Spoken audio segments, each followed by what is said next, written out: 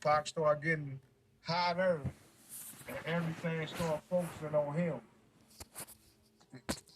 That was the end that you wasn't hearing no more Snoop records. You what all you was hearing is all because he worked so fast. Shit, man, he giving out double albums. How you gonna?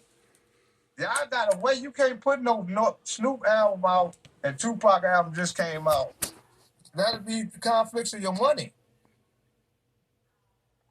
So that could never happen. Period in business. But that ain't how Snoop and everybody feeling about it. Snoop thinking, nigga, I built this company, nigga. Put my shit out right now. This hotter than Tupac. That ain't how it worked though, bro. And if Suge probably could have did it, he probably would have, but that ain't how the business run. He didn't have that kind of power. Because money is involved when you start putting albums out. A lot of it. Now, Michael Jackson messed that up when he did the first $1 million video. So now that costs a lot of money to promote these records and all that.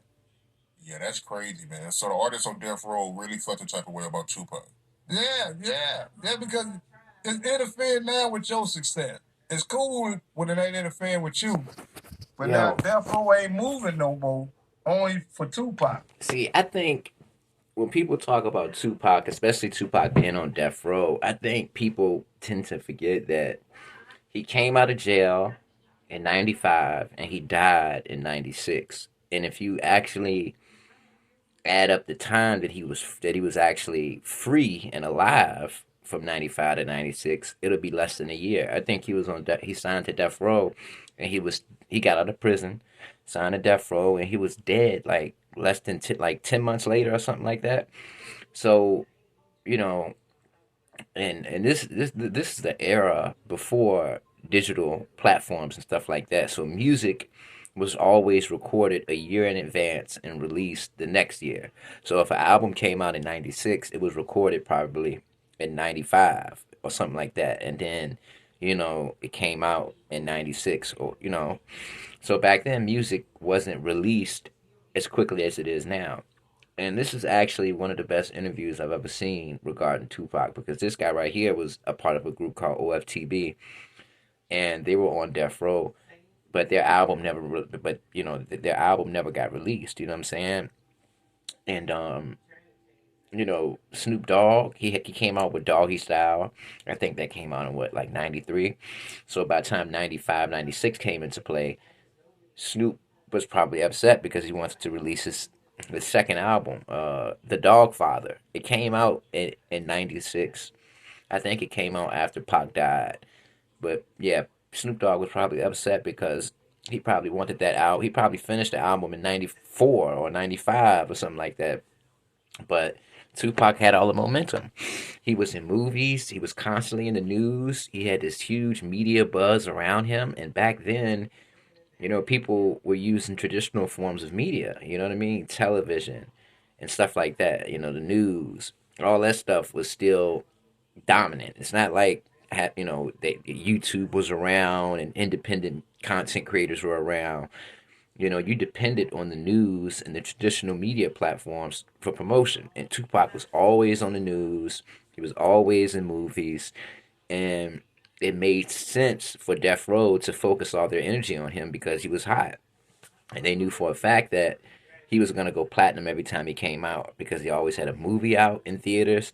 And before he went to Death Row, his last album with Interscope, when he had his own little imprint out to Gutter Records, Me Against the World, that did very, very well when he was in prison.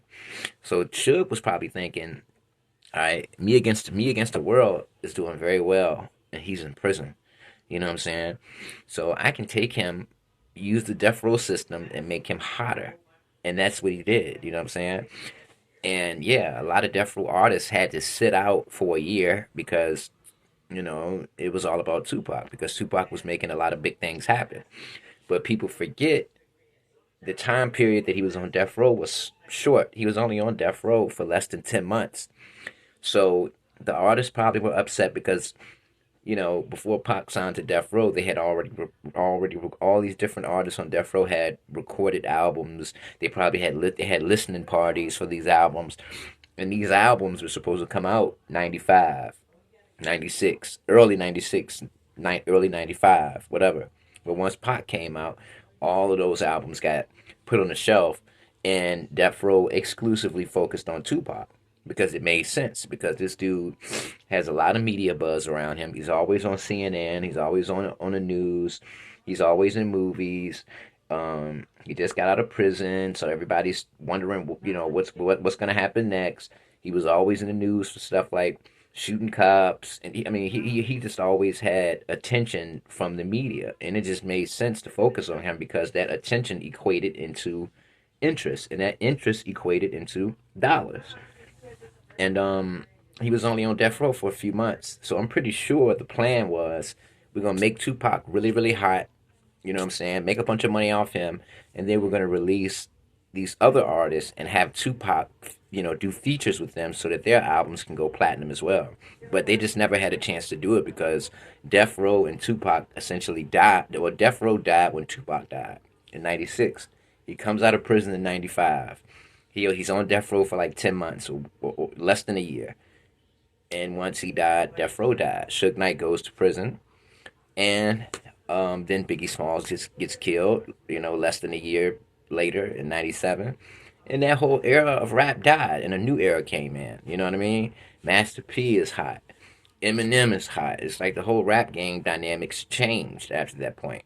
But I'm pretty sure had Tupac lived, 97, 98, 99, going into the 2000s, Death Row would have been capitalizing off their other talents. They probably would have used Tupac to do features with groups like OFTB or whoever they had, or Death Row would have released other material other than Tupac. But like I said, man, Tupac was on the label for like less than a year, and once he died, Death Row died. But yeah, I can understand the artists being upset. They already recorded albums that they probably thought these albums were going to be released in '95.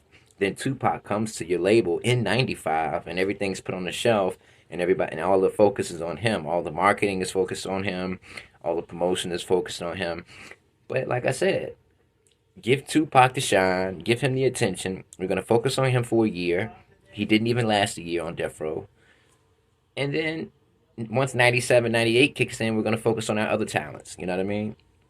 But yeah, man, people have to remember Tupac wasn't on death row for a year, less than a year, and we're still talking about that 1 year till this day. So that 1 year that he was on death row gave us 27 years, almost 30 years of conversation and content to talk about.